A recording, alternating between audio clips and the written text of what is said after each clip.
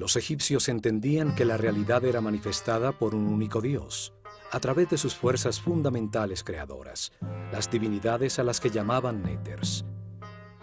El mundo físico era dirigido por el faraón, que representaba el nivel de conciencia alcanzada por el hombre durante su reinado.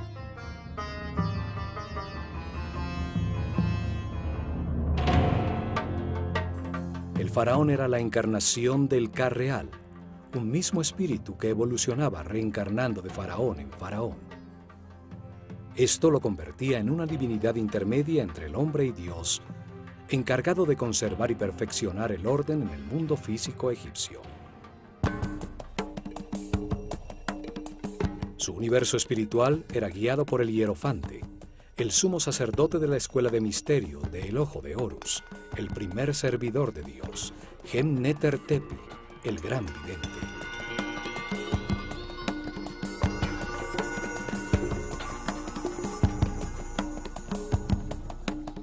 Su símbolo era una serpiente con 2 piernas y el disco solar en la cabeza, la imagen de la eternidad, la sabiduría y la regeneración física.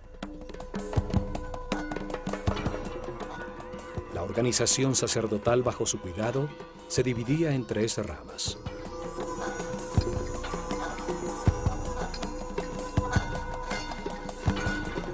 La primera se encargaba del conocimiento verificado. Era dirigida por el más sabio de los sacerdotes.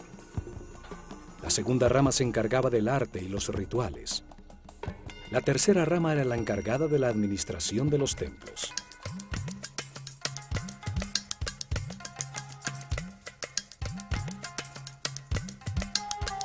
Los sacerdotes del conocimiento eran los pedagogos encargados de preparar los herederos de su casta. Ellos transmitían las verdades heredadas desde los orígenes de la Escuela de Misterios en la desaparecida civilización atlante. Verdades ya verificadas sobre el funcionamiento del universo. El conocimiento en el mundo egipcio era transmitido exclusivamente a los iniciados de la escuela, que demostraban con pruebas y actitudes ante la vida que podían recibir la sabiduría y no hacer mal uso de ella. La revelación es el verbo. Eran llamados Hri Habet, o sacerdotes del conocimiento. Ellos enseñaban el lenguaje simbólico, la escritura, las matemáticas, la astronomía y el control de las fuerzas fundamentales. A esta rama pertenecían los Kabirim, los medidores del cielo, que registraban en todos los templos la bóveda celeste, fijando a través de las estrellas el momento exacto de los rituales diarios, de los festivales anuales, el cambio que anunciaba el final de una era y el comienzo de otra.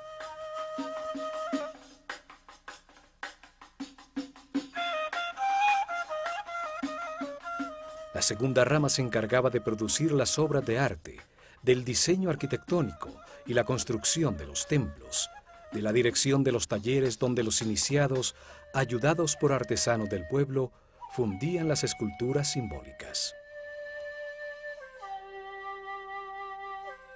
Estos sacerdotes creadores diseñaban y supervisaban las tallas en los muros de los templos.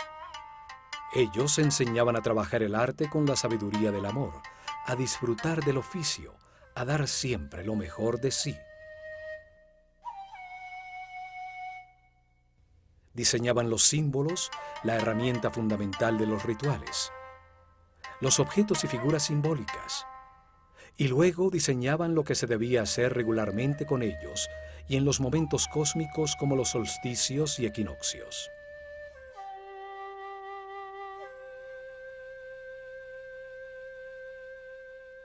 Diseñaban los rituales, lo que debía percibirse a través de las sensaciones en un recorrido espacial sin intervención de la razón. Las acciones necesarias para producir seguridad en el pueblo y generar una energía especial en los participantes.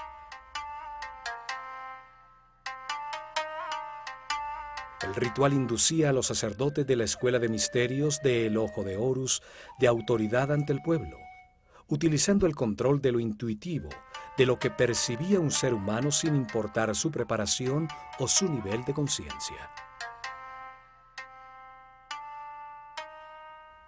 Diseñaron cuidadosamente qué percibían los participantes.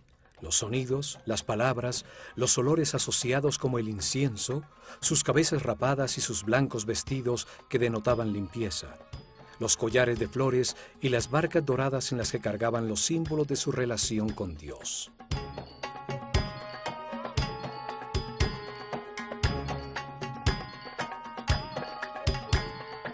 Utilizaron el ritual para transmitirle al pueblo la jerarquía y el orden de la sociedad que organizaron, utilizando sencillas herramientas como la riqueza de los vestidos, su vistosidad, la ubicación de los participantes o su cantidad.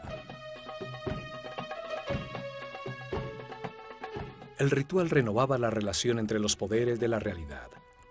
Arriba el único Dios, luego los néters, los muertos, los sacerdotes, el faraón, su ejército y el pueblo.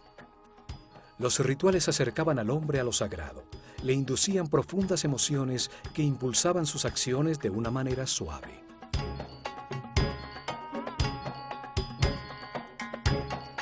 La tercera rama administraba el día a día en todos los templos. Organizaban los cultivos, el recibo de los suministros, la preparación de las comidas, la limpieza de todos los recintos en una sociedad comunitaria. Utilizaban en su base un grupo de sacerdotes temporales llamados los Huab, los puros, hombres del pueblo que durante un mes al año servían en los templos, haciendo las labores diarias menores para luego retornar a sus actividades habituales.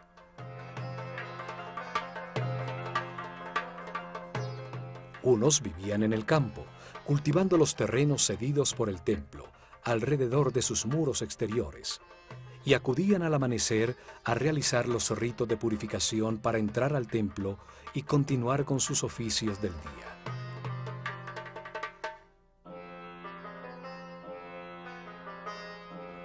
Otros vivían en el pueblo alrededor del templo y trabajaban el resto de su tiempo en la administración estatal. Carpinteros, obreros y albañiles reparaban y ampliaban al templo siguiendo esta modalidad de trabajo temporal rotativo. Este sistema de rotación permitía que muchos miembros de su sociedad participaran en los ritos y cultos desde el interior mismo del templo, y así entender al pueblo que los trabajos comunales los beneficiaban a todos. Las tres ramas convergían en los templos, los sitios donde se organizaba el orden, el Ma'at, la búsqueda del equilibrio armónico temporal. Allí el hombre se sumerge en el espacio sagrado orientado al cosmos, registrando su permanente movimiento.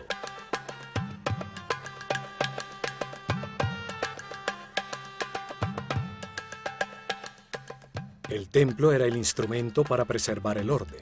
No era un mundo creado para la salvación del alma. El espíritu se perfeccionaba, adquiría más información a través de la reencarnación al comprender los errores cometidos. El error era un instrumento de aprendizaje, no se necesitaba salvarse de él.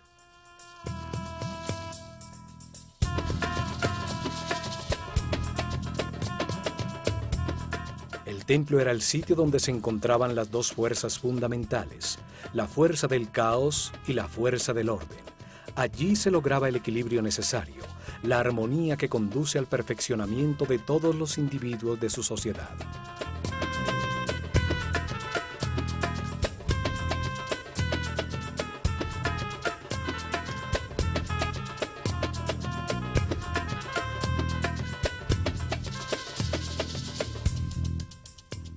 Este concepto es claramente expresado en el templo de Komombo, dedicado simultáneamente a Sobek, la fuerza del caos, la que induce al error, y a Horus, el símbolo de la conciencia permanente y la sabiduría. En este templo los iniciados de la escuela comenzaban su perfeccionamiento espiritual. Aquí llegaban a trascender el miedo y las conductas automáticas del instinto de defensa, a controlar el chakra raíz. En este templo les enseñaban la existencia de la ley de la naturaleza, unos códigos divinos que producen una reacción automática para defender la vida, necesarios cuando se está en la animalidad, pero que hay que controlar para acceder a los niveles superiores de comprensión. No se puede ser sabio teniendo una serie de conductas automáticas o reacciones agresivas descontroladas que le hacen daño a las relaciones que mantenemos con todo el mundo.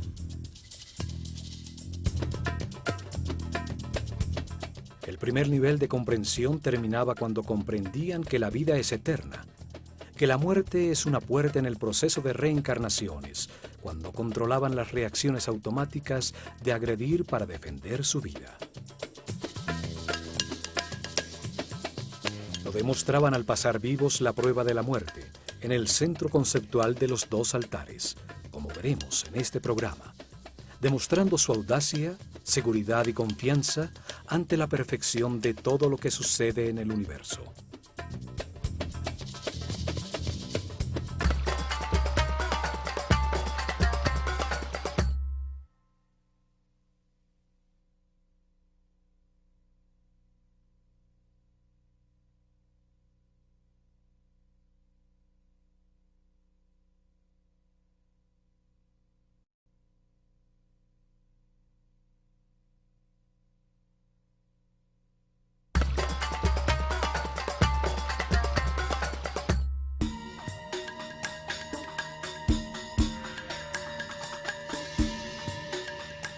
El templo de Komombo estaba dedicado a dar gracias por la dualidad existente en el universo que permite al hombre equivocarse y experimentar con los resultados de sus decisiones, para producir comprensión y perfeccionamiento espiritual.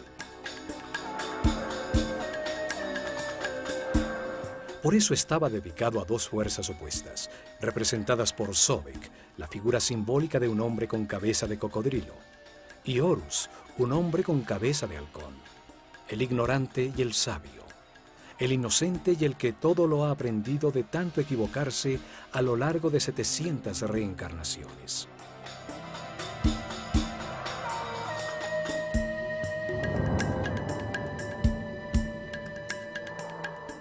Situado sobre el Nilo a 48 kilómetros al sur del templo de Edfu, muy cerca a los 25 grados de latitud norte y a los 34 grados de longitud este, se encuentran las ruinas del templo tolemaico de Komombo, llamado antiguamente Pa-Sobek, el dominio de Sobek, la fuerza simbólica representada por un cocodrilo.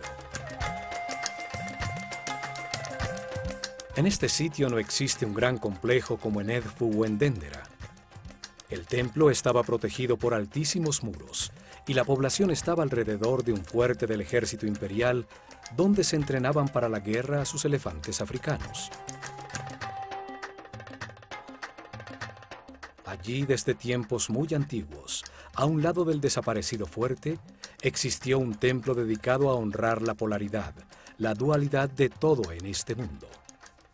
Durante las dinastías tolemaicas, el templo fue reconstruido y son sus ruinas las que llegan hasta nuestro tiempo.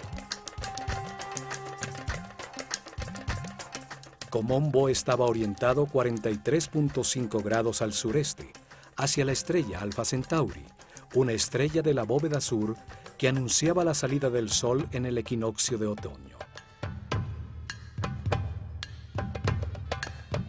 El templo, dividido por toda la mitad, estaba dedicado por igual a Sobek y a Horus, los dos extremos del camino de perfeccionamiento.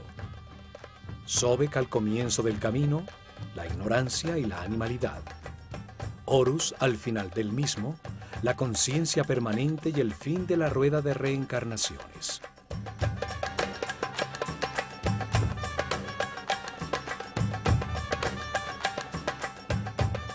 Al frente, un patio descubierto, conformado por las ruinas de las 16 columnas de un sombreado corredor cubierto. Hasta aquí podía entrar el pueblo. Un símbolo en las columnas lo autorizaba. El signo del ave sobre la media circunferencia, alabando al faraón. Al fondo se ve una de las torres que aún permanece del muro exterior. Tallados en sus muros vemos las dos figuras simbólicas enfrentadas, y al faraón Ptolomeo V, el que ordenó la reconstrucción del templo.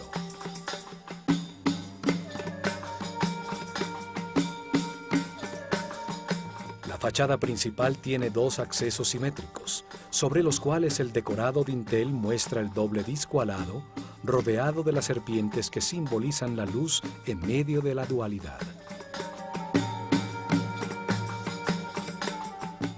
Un muro a media altura, como el existente en Edfu y en Dendera, enlaza a 4 altísimas columnas. Una quinta columna divide las dos puertas. El pílono cerraba el patio descubierto, permitiendo a sus visitantes vislumbrar la fachada interna desde las dos puertas simétricas.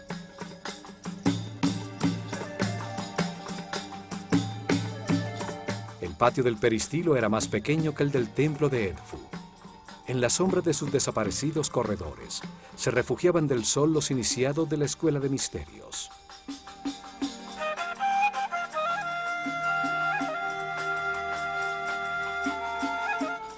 En el lado derecho del templo están los restos de lo que fue la pequeña capilla dedicada a Hathor. En su interior se conservan los restos momificados de algunos de los cocodrilos que eran mantenidos también en un laberinto de túneles llenos de agua bajo el templo.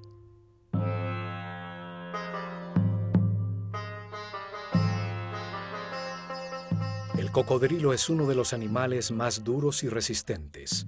Su piel es muy densa, es como el metal de los animales. Los egipcios asociaban esta dureza al máximo estado de materialización, un nivel muy lejano de la espiritualidad. Allí comienza el espíritu su camino de liberación de las limitaciones materiales a medida que va comprendiendo cómo funciona el universo. El cocodrilo simboliza la vida cuando sale de las aguas de la inconsciencia.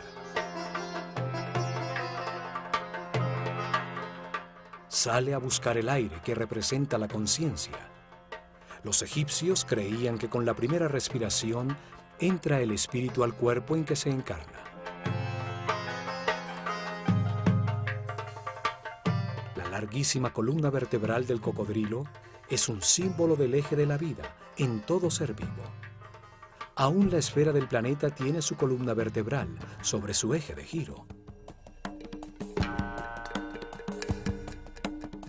Por allí se desplazan las fuerzas electromagnéticas que le dan vida y que forman un campo protector de las radiaciones solares ultravioletas alrededor del planeta, permitiendo el desarrollo de la vida y la evolución de la conciencia.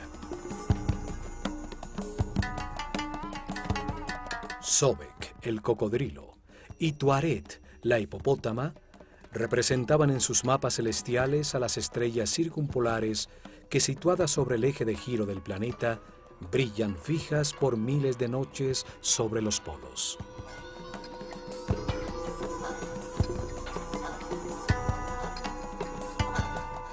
Los dos animales se mantienen sumergidos en las aguas, reinan en la oscuridad, saliendo ocasionalmente a la superficie en busca de aire para respirar.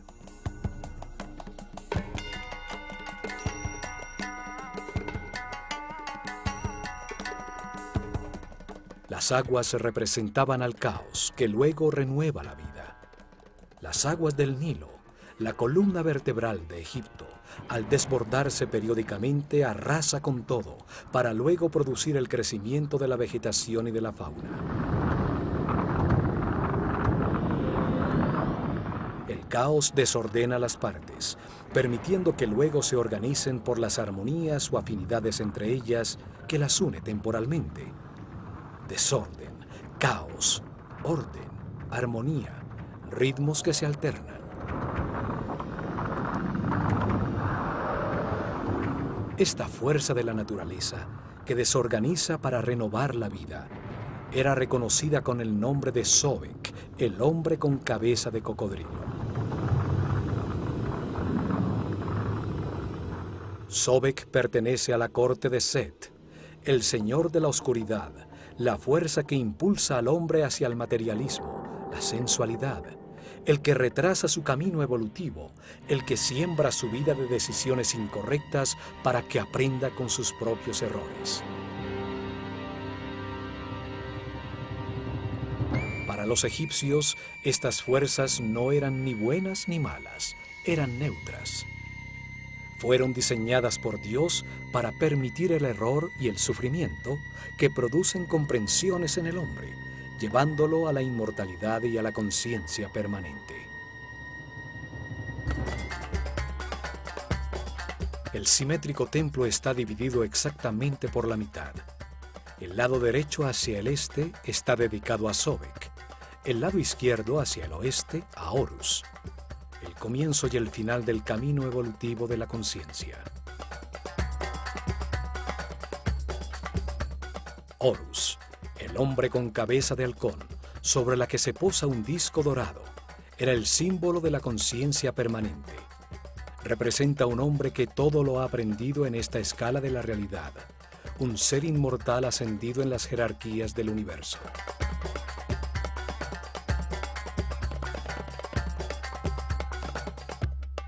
Se encuentra al final del camino de perfeccionamiento, cuando el hombre se convierte en un maestro ascendido, un iluminado que se dedicará a otras misiones en el universo.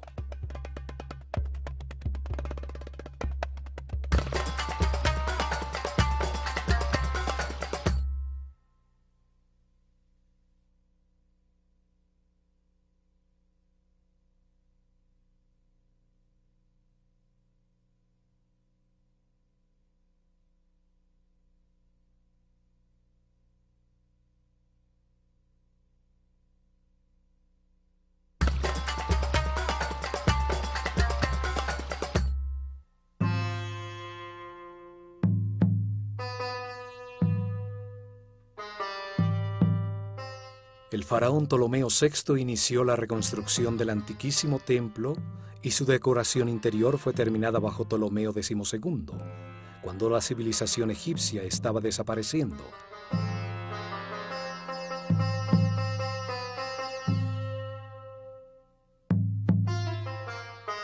Al cruzar la fachada de las 5 columnas con sus muros intercalados hasta media altura, se accede al salón común a Sobek y a Horus, el llamado Casa de la Vida. Es un mundo simbólico, allí donde los iniciados recibían enseñanza y producían sus artes y escrituras. Interactúan las dos fuerzas opuestas. 10 altísimas columnas con capiteles florales sostenían el más alto techo del templo. Aquí los iniciados escucharon de sus maestros que para avanzar en el camino espiritual se requiere construirse una voluntad inquebrantable. Hay que querer hacerlo de manera consciente. Las primeras lecciones y ejercicios estaban destinados a lograr hombres de templanza. Una estricta disciplina era necesaria para estudiar, para controlar los miedos, para dominar las pasiones. Poder hacer y abstenerse es doble poder.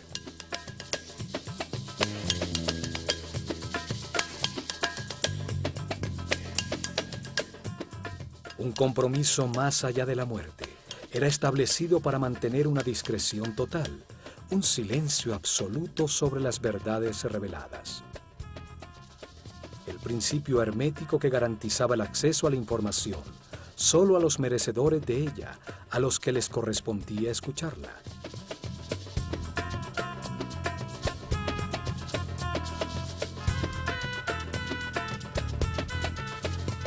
Se les revelaba que cuando aún no existe la conciencia y el libre albedrío, se necesitan los instintos, las conductas y reacciones automáticas. La ley de la naturaleza codifica esas reacciones en todos los animales para defender y generar la vida.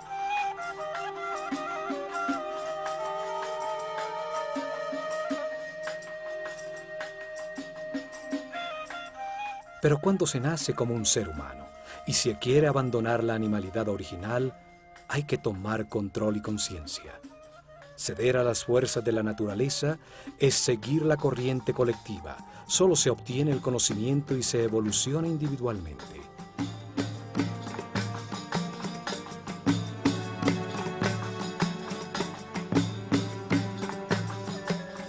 penumbra de este salón, aparecían desde sus respectivos santuarios relucientes las figuras doradas de Sobek y Horus a la vista de los iniciados, para iniciar las procesiones en los festivales, en los solsticios y equinoccios.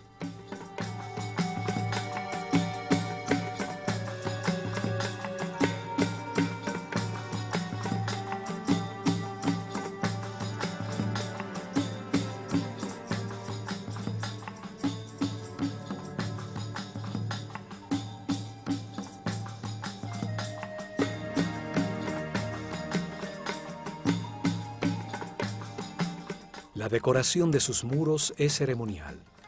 El faraón es bendecido por Sekhmet y Horus del lado derecho, y por Isis y Tod del lado izquierdo.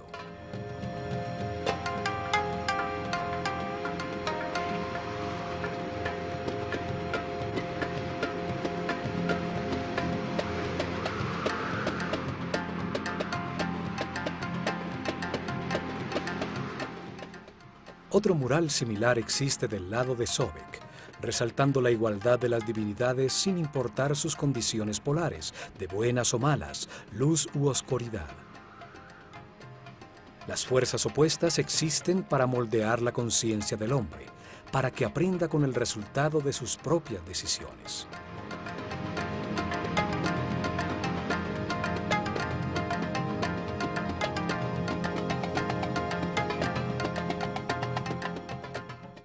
Inmediatamente después se llega a un espacio transversal donde se encuentra el Salón de las Purificaciones y el Salón del Almacenamiento de las Ofrendas del lado de Horus.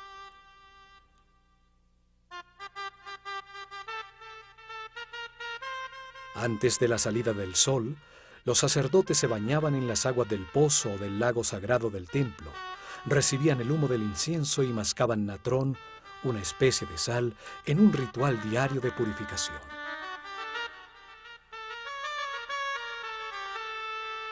Los baños purificadores se repetían al mediodía y por la noche. Todos estaban circuncidados, una costumbre que luego adoptaron los judíos. Vestían siempre de lino blanco. No se les permitía usar vestidos que utilizaran pieles o partes de animales muertos como el cuero o la lana.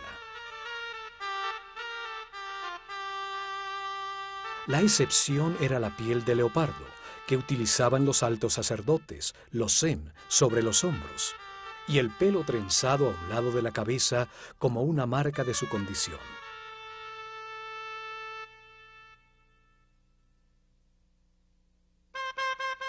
En el lado izquierdo del templo existe un profundo pozo con una escalera que se sumergía bajo el agua del Nilo.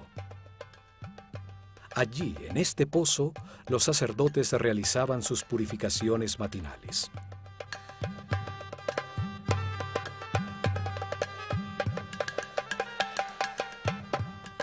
Una apertura superior permitía que el agua llenara un pequeño acueducto que mantenía con agua una pileta no muy profunda en el lado izquierdo del templo, donde los cocodrilos consagrados a Sobek retosaban.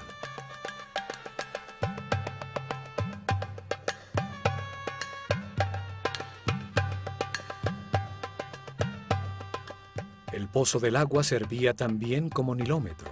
Sus escalones servían para medir durante años los niveles del río y así predecir las inundaciones venideras.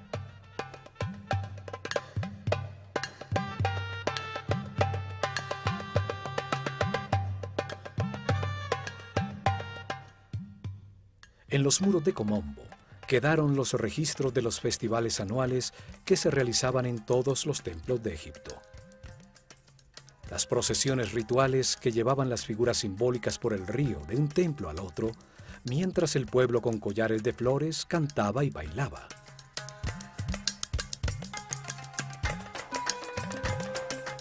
A continuación encontramos el corredor de las escaleras que conducen a la azotea del templo. El esquema es igual al de los templos de Dendera y Edfu.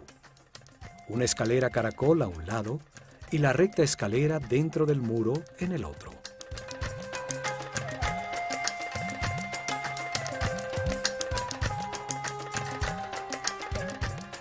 Desde allí se llega a la antecámara de los dos santuarios que tienen a cada lado un salón, donde se guardaban las barcas de oro, de Sobek y Horus, utilizadas por los sacerdotes para movilizar sus figuras simbólicas en las procesiones de los festivales.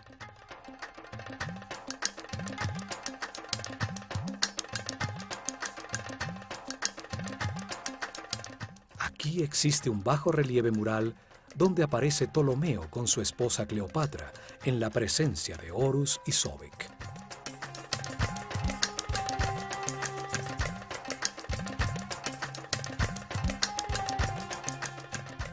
En esta antecámara se consagraban las ofrendas del pueblo. Consideraban que si no se retroalimentaba a Dios con estas ofrendas, su fuente de energía se agotaba, sobreviniendo el caos.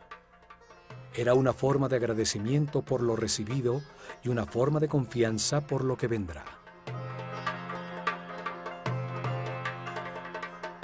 Diariamente llegaban al templo pan, cerveza, frutas, vegetales, miel, aceite, perfumes, velas, sal, natrón y telas de lino, que los sacerdotes recibían en el salón de las ofrendas, y luego colocaban en la antecámara como una manera de agradecer a Dios por su abundancia.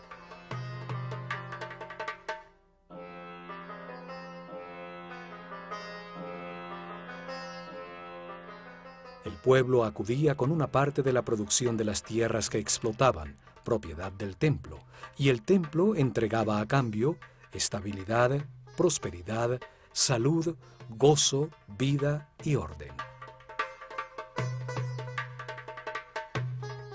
El sumo sacerdote purificaba con incienso las canastas de alimentos, y con el símbolo de la vida, el Ankh, marcaba la transferencia de fuerza divina entre los alimentos y la fuente de la vida.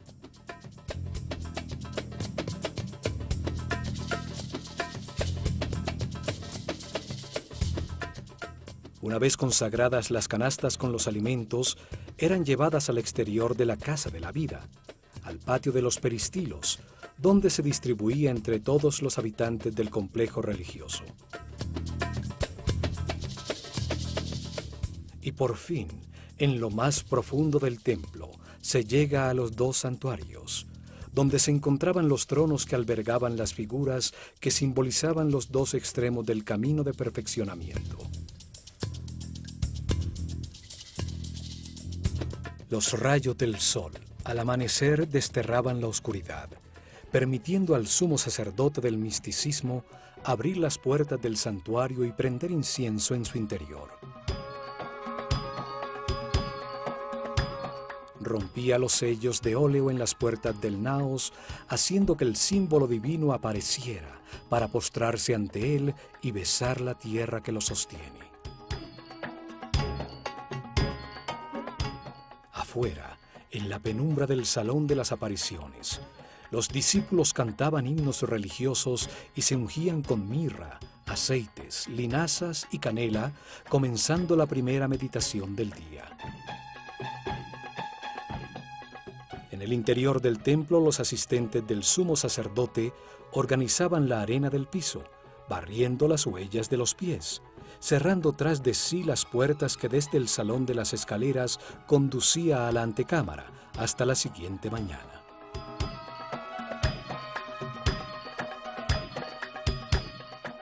En el centro simbólico de las fuerzas opuestas, entre los dos santuarios, se encuentran los restos de un muro doble. En su interior quedaba un espacio secreto. Al lado derecho de este espacio se encontraba el santuario de la luz, y al lado izquierdo el de la oscuridad.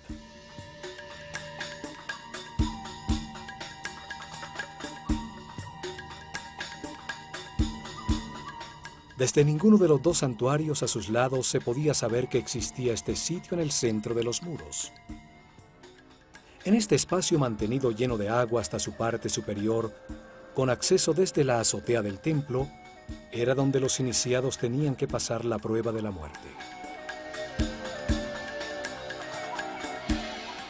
Durante meses los iniciados recibieron información sobre los 4 miedos básicos: el miedo a perder, el miedo a enfrentar, el miedo al abandono y el miedo a la muerte. Entendieron que el miedo produce una reacción psicosomática, una reacción neurohormonal automática. Esta reacción se manifiesta en un desasosiego, un aumento de la frecuencia cardíaca y de la respiración. Se bloquea la razón y se produce un deseo de agredir o de huir. Todas reacciones automáticas descontroladas que producen una pérdida de la paz interior y de la energía vital.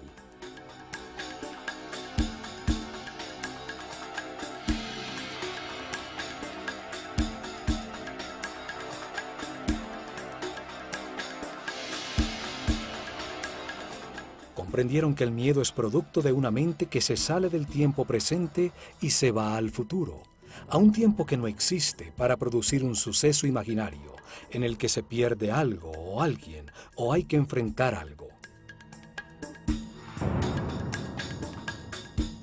Aprendieron a disciplinar la mente de manera voluntaria y consciente, dirigiéndola con pensamientos seleccionados. Aprendieron a conservarla siempre en el tiempo presente, el único en el que se puede decidir y actuar.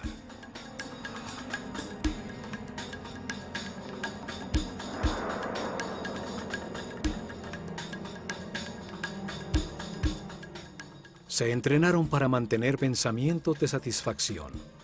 Comprendieron que todo lo que sucede es perfecto y necesario para su propia evolución, que si les sucede es porque les corresponde. Así aprendieron a evitar los pensamientos negativos, a confiar en el universo, a mantenerse en paz y armonía.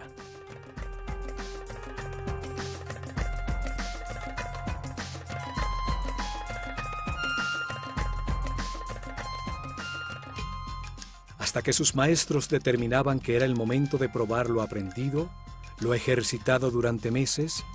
Se realizaba entonces una ceremonia individual en un salón descubierto en la azotea de este templo, frente a un rectángulo de oscura agua en el piso.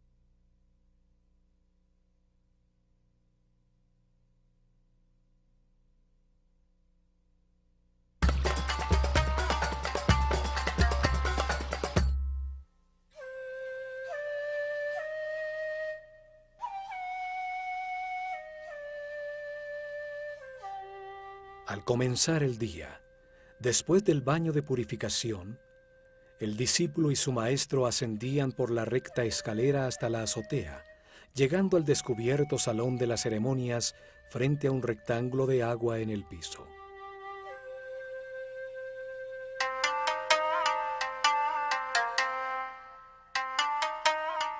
Su entrenamiento lo había preparado para ser cuidadoso y consciente en todas las situaciones desconocidas. Una condición necesaria para sumergirse en el laberíntico canal lleno de agua y encontrar una salida sin ahogarse.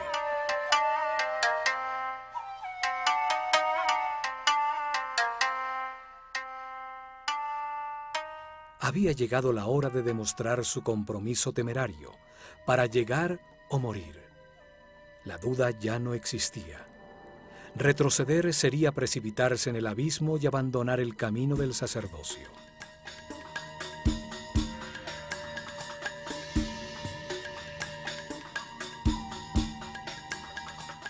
Con una bocanada de aire, el símbolo del espíritu y de la conciencia se sumergían en una especie de túnel vertical con salientes como de laberinto que estrechaban el paso. Con decisión nadaban verticalmente hasta el fondo, atravesando la apertura hacia el resplandor de luz.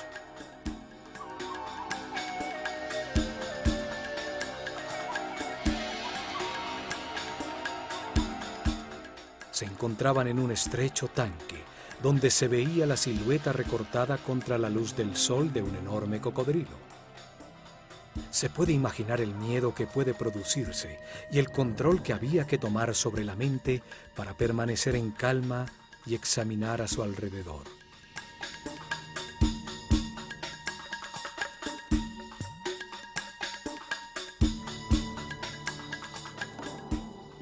Solo así podía ver que en el fondo del tanque había una puerta muy oscura. Convencido que era más prudente eludir los cocodrilos, con fuerza se introduciría en el estrecho túnel. Muchas brazadas, y mientras el tiempo se le hacía eterno, llegaría a un tubo vertical. Arriba brillaba también el sol. Ya más tranquilo, llegaba a la superficie habiendo pasado la prueba con éxito.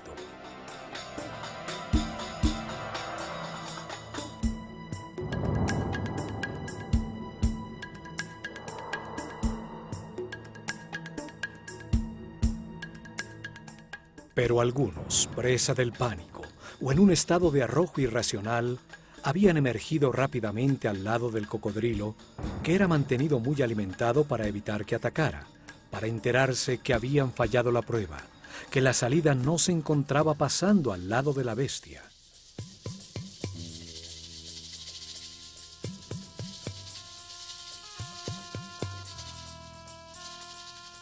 Deberían someterse a más tiempo de meditación y entrenamiento.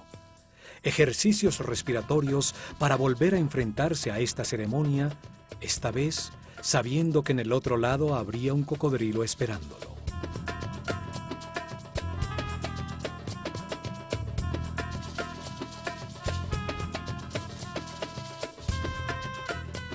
Después de los santuarios con el tanque central de prueba, sobre un segundo corredor perimetral, se encuentran 6 capillas, 3 a cada lado de un espacio central con la escalera que conducía a la azotea del templo.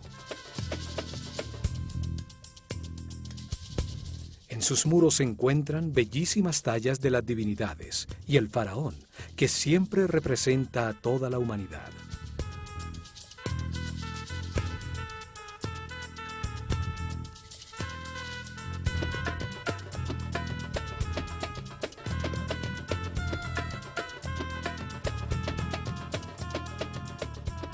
En este corredor perimetral se encuentra la famosa escena donde el emperador Trajano se arrodilla ante Imhotep, el arquitecto de Saqqara, quien presenta una serie de instrumentos quirúrgicos, curetas, fórceps, sierras quirúrgicas y escalas farmacéuticas.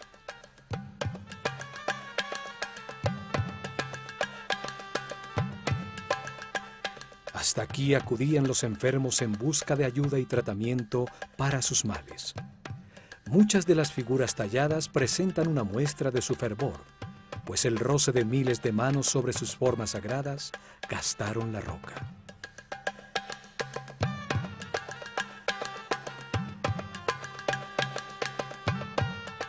En este muro también se encuentra tallada una puerta simbólica que existe en la mente de todo ser humano.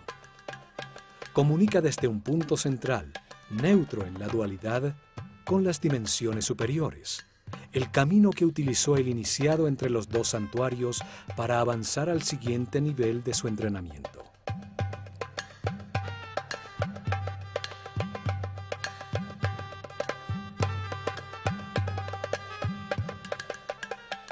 Al lado izquierdo se encuentra Sobek, con una vara rematada por la figura de un león, el más perfecto de los animales, y a la derecha, Horus, con un cuchillo con piernas humanas, símbolo del camino de sufrimiento y autocontrol de todo ser humano para llegar a la condición de maestro ascendido.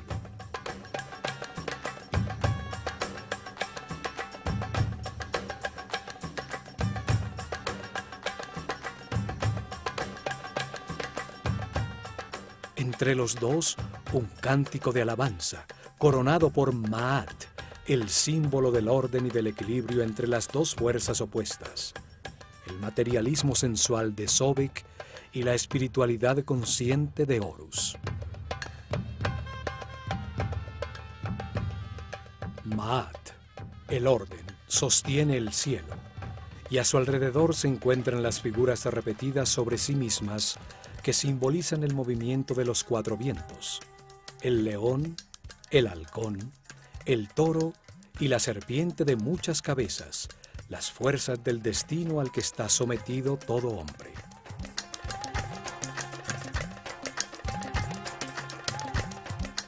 Curiosamente, esos mismos símbolos fueron utilizados posteriormente por los cristianos para representar a los 4 evangelistas.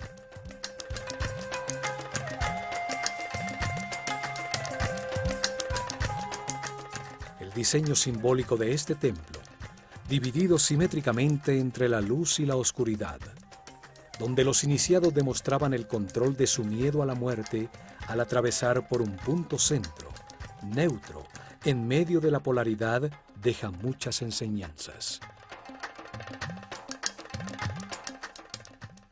Nos muestra que la realidad es el producto de nuestros pensamientos, que el control consciente de los instintos automáticos y la permanencia en el presente son la puerta de entrada a los niveles de mayor armonía, paz y felicidad.